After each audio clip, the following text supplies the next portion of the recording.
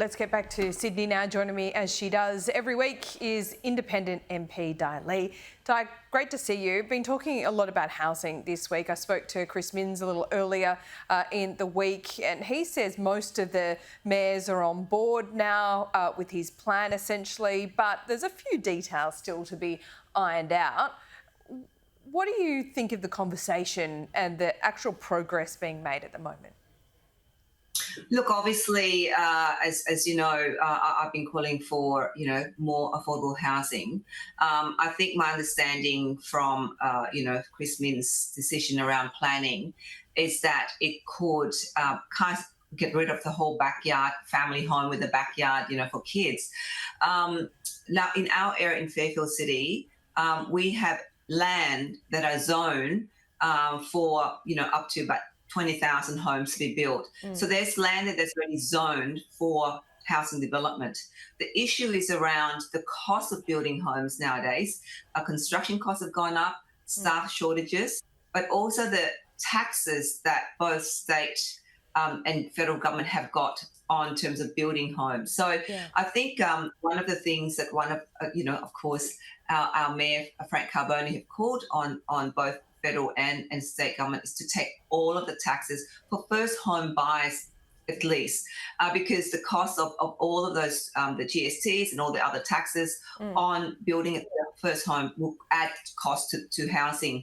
So I think that there needs to be a conversation between obviously the state government and the local government, and in this case, I did ask Minns about the taxes when it comes to construction. He didn't seem, overwhelmingly wanting to reduce those in any way, which may not surprise you.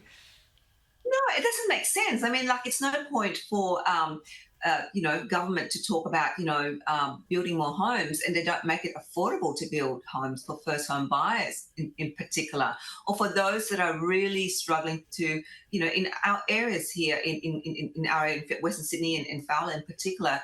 As I keep on saying on your program, Laura, our median wage is about $521 a week.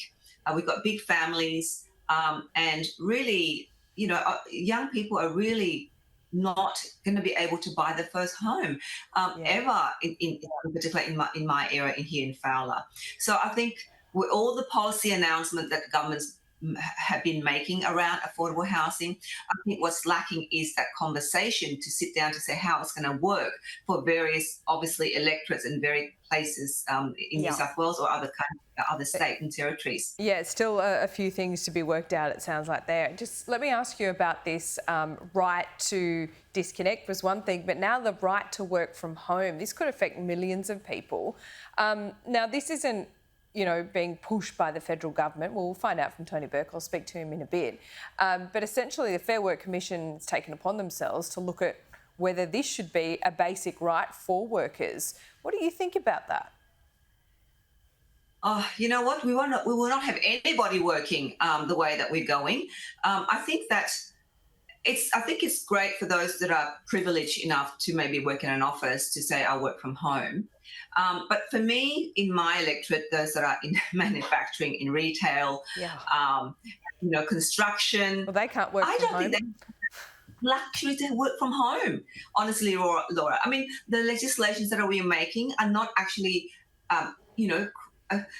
creating advantages for people, for Fowler, people in Western Sydney and in the Fowler who are really blue-collar workers, if you can call it that.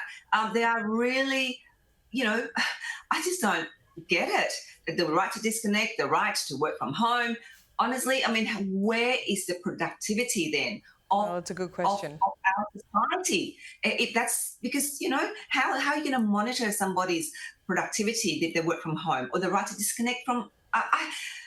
Anyway, I just really think it's so ridiculous the way that our legislations are really being pushed out there, that really making our society not the clever country that's supposed to be, not making it a hard, working country that we're supposed to be. Because if we don't work hard, I can tell you, we are going to be the ass end of the world, and we're going to be, just not being the productive country that we should be. We've got so much talent here, and why are we creating policies that are discouraging and not incentivizing people to work?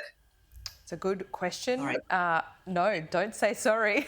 Love your passion as always, Dai Lee. I just think that sometimes we make policies that's just so disconnected from reality of life. Let's make it easy for people to go to work. Let's incentivize Yeah. people to make for them to go to work so they can contribute and become a productive citizen of this society.